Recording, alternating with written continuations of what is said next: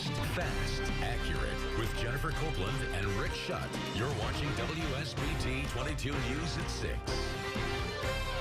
Drivers have been forced to take detours for more than a month while a railroad crossing is ripped up for construction, but the work is at a standstill. WSBT-22's Zach Crenshaw went to the Mishawaka crossing today, and Zach, people called us wondering why the holdup. Yeah, Jennifer, so I called Norfolk Southern, and they're hoping to have this intersection right here, this crossing near the intersection of Oakside and 3rd Street, open in the next 2 weeks. But neighbors are wondering why they've waited this long. Trains are still moving down the Mishawaka tracks.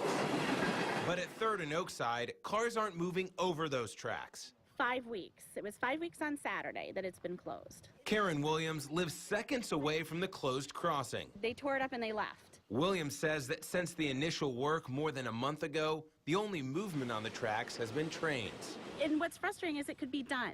They'll get around to it when they want to get around to it. Norfolk Southern is in charge of the railroad and didn't let neighbors or the city of Mishawaka know exactly when they would be done.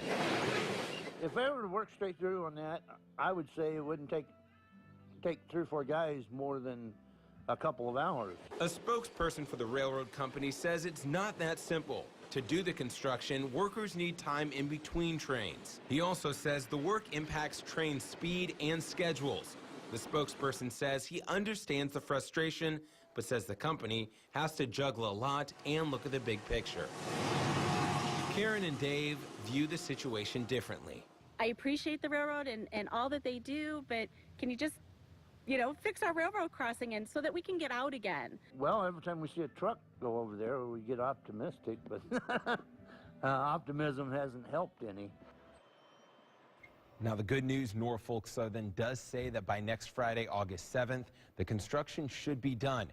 Neighbors I talked to say the closed crossing would have been even more of an inconvenience once school started. So fortunately for both parties, Jennifer, it looks like that face-off will be avoided.